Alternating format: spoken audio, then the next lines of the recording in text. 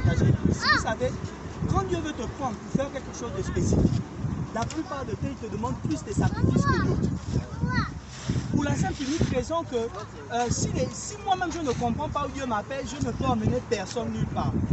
Donc, l'une des choses que j'ai compris avec le Seigneur, c'est que le Seigneur vient pour prendre le peu que l'on a pour faire quelque chose de grand.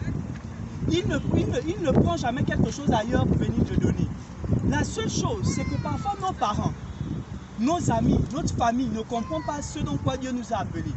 Donc parfois ils peuvent nous emmener à développer des choses qui n'ont rien à voir avec ce que Dieu veut. Maintenant, ce genre de personnes, quand Dieu va les appeler, Dieu va leur demander de lâcher ce qu'ils font maintenant pour faire ce pourquoi il les avait appelés. Imaginez-vous que la mère de Serge avait dit à Sergi, Sergi arrête la danse, Sergi arrête la danse, Sergi arrête la danse. Il ne devait pas, bien que Fabelouz soit son frangin, il ne devait pas se connaître avec Fabelouz. Il ne devait pas se connaître avec Coco Clément, ni avec moi. On était dans le même quartier. C'est à partir du moment où il a commencé à danser qu'on s'est contacté. Donc le talent et le don qu'on a, est la porte pour nous faire asseoir avec les rois. Ce que vous faites là, j'ai dit à Sergi, faites ça. Pourquoi? Je vais vous dire ce que ça va créer. Ça va créer un réveil. Ça va créer un réveil. Parce que si les gens avaient arrêté de danser, c'est parce que les leaders avaient arrêté de danser. À chaque fois que vous allez aller dans ces quartiers, c'est une personne que vous allez gagner à votre cause. Et si au bout d'un mois, un an, 10 personnes seulement arrivent à rentrer dans le mouvement que vous faites là, je vous promets que la Bible dit que nos dons et nos talents, c'est ce qui nous fraye le chemin.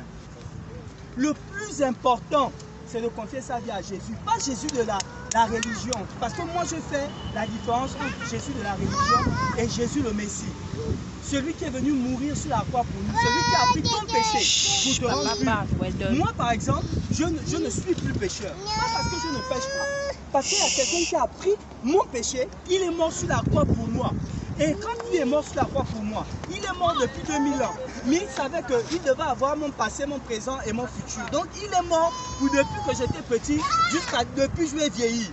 Donc, ce qu'on croit toujours, c'est que quand quelqu'un part à l'église, il devient parfait. Ouais, non. lève-toi, lève-toi. Il est juste dans la phase où c'est maintenant Dieu. Quand toi tu pêches, c'est Dieu qui montre cette cicatrice à Dieu comme ça.